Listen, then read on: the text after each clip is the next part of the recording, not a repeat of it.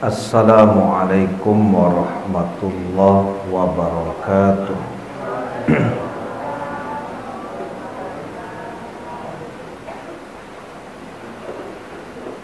Hamdan wa syukran lillah, salatan wa salaman ala rasulillah. Ashhadu an la ilaha illallah wahdahu la syarikalah wa ashhadu anna Muhammadan abduhu wa rasuluh la nabiyya ba'da. Allahumma salli wa sallim ala nabiyyina Muhammad wa ala alihi wa ashabihi ajma'in wa man tabi'ahum bi ihsanin ila yaumiddin. Qala Allah ta'ala fil Qur'anil Karim, a'udzu billahi minasy syaithanir rajim. Bismillahirrahmanirrahim. Walau anna katabna alaihim aniqtulu anfusakum aw ikhruju min diyarikum ma fa'aluhu illa qalilum minhum walau annahum fa'alu ma yu'azuna bihi lakana khairan lahum wa ashadda tathbita. Dan sekalipun telah kami perintahkan kepada mereka, bunuhlah dirimu atau keluarlah kamu dari kampung halamanmu, ternyata mereka tidak akan melakukannya kecuali sebagian kecil dari mereka. Dan sekiranya mereka benar-benar melaksanakan perintah yang diberikan, niscaya itu lebih baik bagi mereka dan lebih menguatkan iman mereka. Surat An-Nisa ayat 66. Ketua pengurus beserta Bapak Ibu jamaah maghrib yang dirahmati Allah, kemudian saudara-saudara kita dari Uswah yang dirahmati Allah, alhamdulillah, puji syukur kehadirat Allah Subhanahu wa ta'ala atas limpahan taufik dan hidayah Allah. Kita baru saja mendirikan sholat maghrib berjamaah. Kemudian selawat dan salam kepada Nabi kita Muhammad sallallahu alaihi wasallam, keluarga beliau, sahabat beliau, pengikut-pengikut beliau yang mengikuti beliau dengan ihsan sampai hari kemudian. Semoga kelak di hari kiamat kita mendapatkan syafaat dari Rasulullah sallallahu alaihi wasallam. Amin. Bapak Ibu jamaah yang dirahmati Allah, masih mempelajari kitab Bulughul Maram yang ditulis oleh Al-Hafiz Ibnu Hajar Al-Asqalani. Maka malam ini kita akan bahas Kitabul Jihad. Jadi pembahasan tentang jihad, Kitabul Jihad, ya, pembahasan tentang jihad. Ada beberapa hadis yang ditulis oleh Al-Hafiz Ibnu Hajar Al-Asqalani yang akan kita bahas, ya, tidak seluruh dari hadis yang ada di dalamnya. Yang pertama, an Abi Hurairah qala, dari Abi Hurairah, qala Rasulullah sallallahu alaihi wasallam, Rasulullah bersabda, "Man mata wa lam yaghzu wa lam yuhaddits nafsahu bihi, mata ala syu'batin min nifaq." Rawahu Muslim. Barang siapa yang mati walam yaghzu, dan belum berperang, jadi barang siapa yang mati dan belum berperang, ya, ini perlu dipahami, berarti daerahnya di daerah konflik, bukan di daerah damai.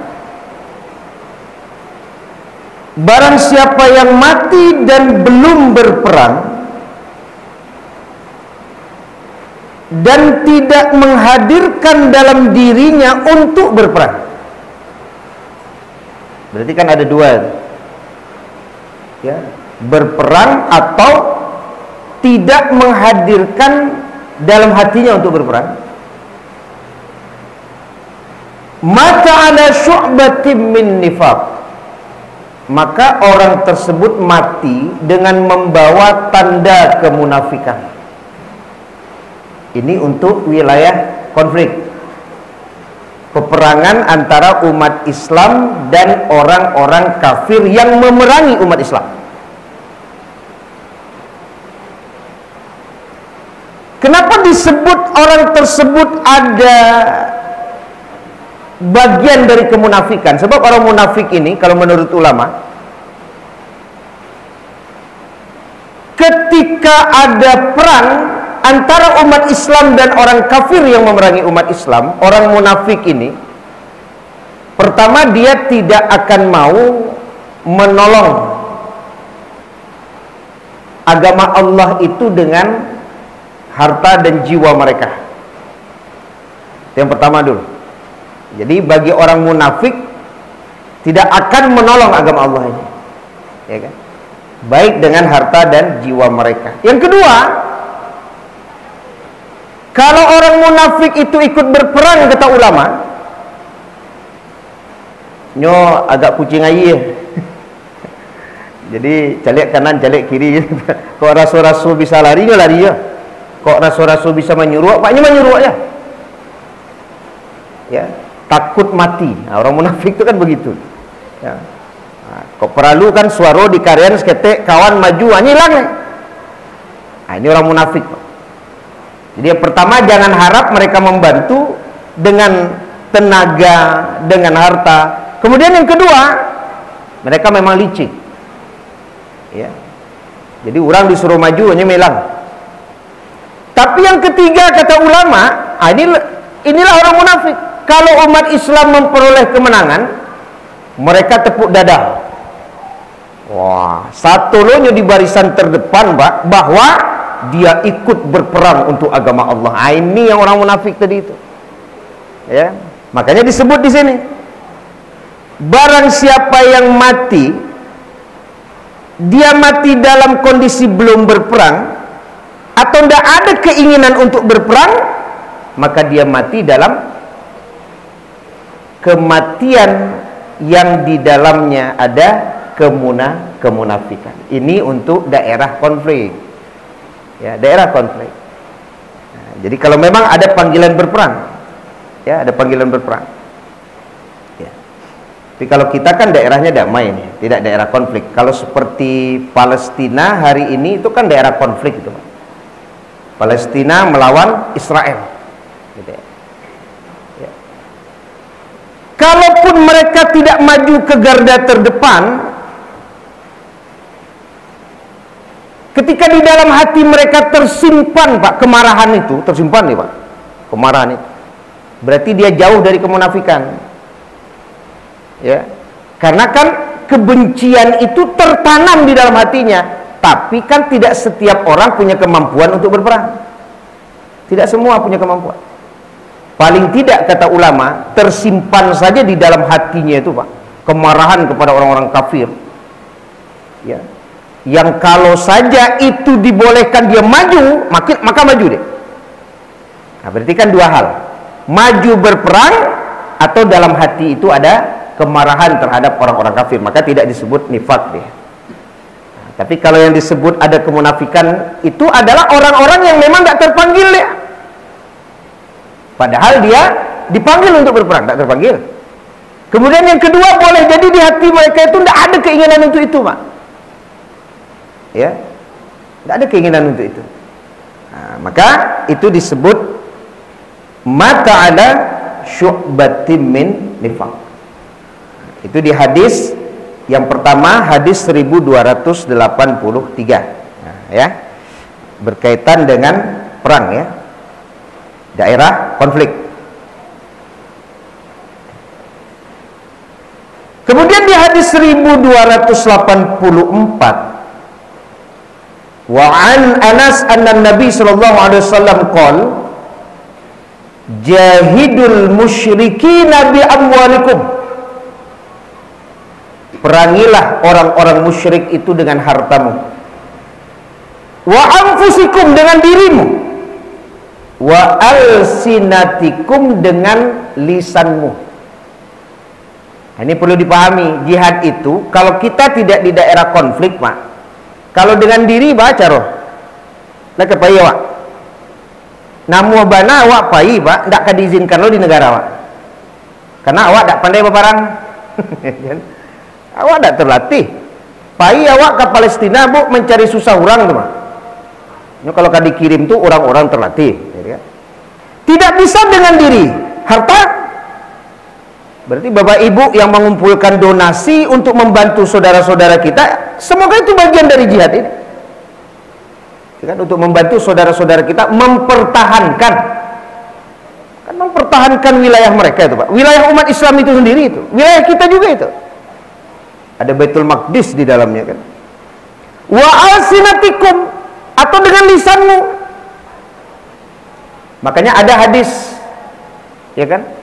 Perangilah orang-orang musyrik itu dengan syair-syairmu yang membuat mereka kemudian merasa tersakiti melebihi daripada ditusuk atau ditembus oleh anak panah.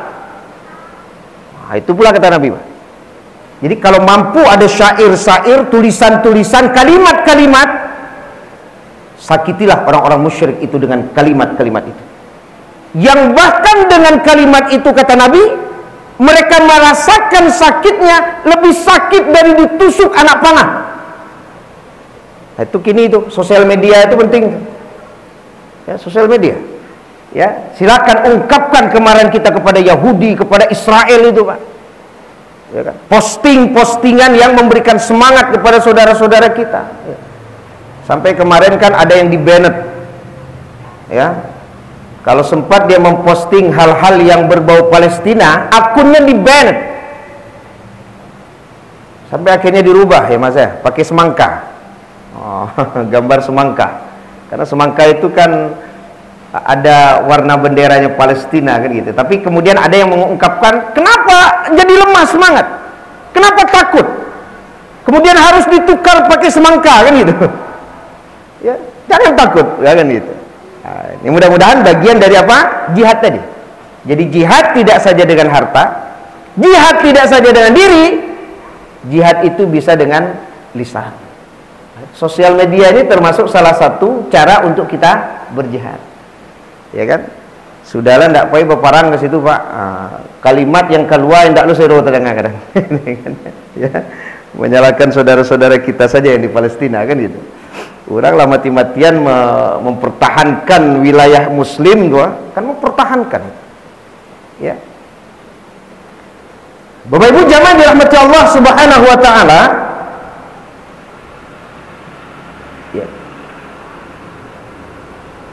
Kalau kemudian Bapak Ibu baca nanti surat An-Nisa ayat 66 yang kita baca tadi, Pak.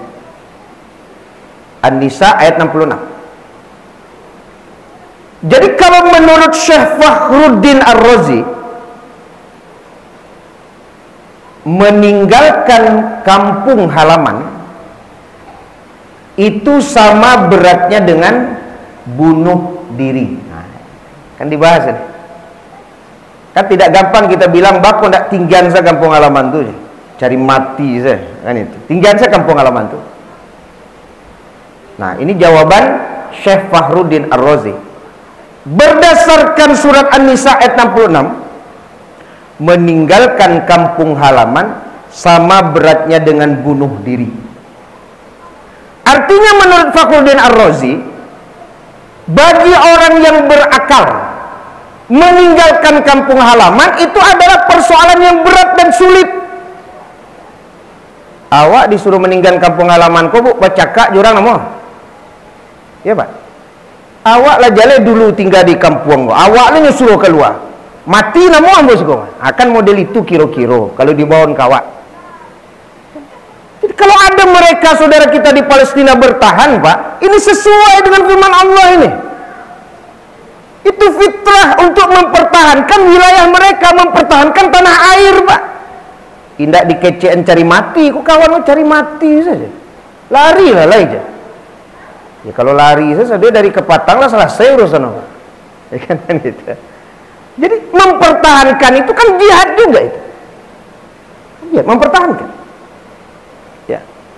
Kalau bunuh diri itu kan berat juga ya. Jadi disamakan dengan bunuh diri. Kalau Bapak Ibu mendengar berita ada orang bunuh diri itu kanlah selesai, Pak. Coba cari tahu bagaimana sebelum dia bunuh diri, berat.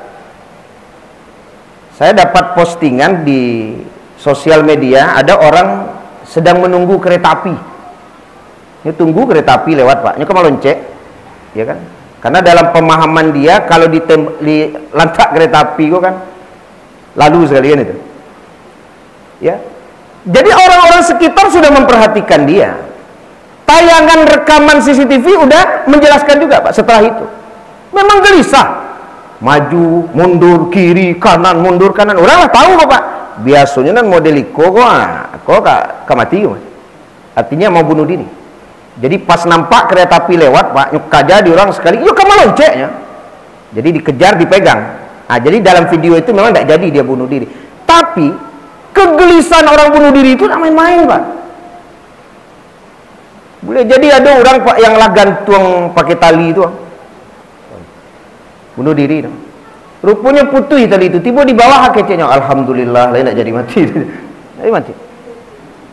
Jadi boleh jadi ada orang yang memang ingin bunuh diri, ketika dia selamat, Pak, bersyukur ya.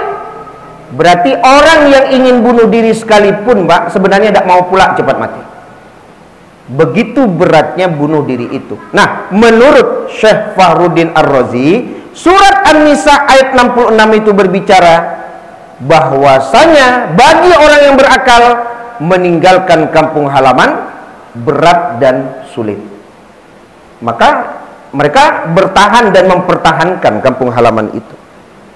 Ya, kita balik lagi. Kemudian jamaah dirahmati Allah, hadis 1285. Wa an Aisyah radhiyallahu anha qalat, dari Aisyah ridha Allah atasnya berkata, qultu ya Rasulullah, ala nisa'i jihad, apakah perempuan itu juga wajib jihad? Ya. Apakah ibu-ibu ini perlu berjihad juga? Karena jihad itu identiknya dengan kaum laki-laki. Ya. Apakah perempuan juga wajib jihad? Qala na'am. Ya. Jadi perempuan itu juga wajib jihad, tapi ada lanjutannya. Jihadun la qitala fih. Jihad yang tidak ada bunuh-membunuh di dalamnya. Wal hajju wal umrah. Jadi jihad bagi perempuan itu tidak usah ikut berperang. Ada jihad yang tidak ada pertumpahan darah di dalamnya bagi perempuan. Apa itu jihad itu? Haji dan umroh. Jadi kalau ibu haji kemudian umroh, itu jihad. Jihad bagi siapa? Jihad bagi kaum perempuan.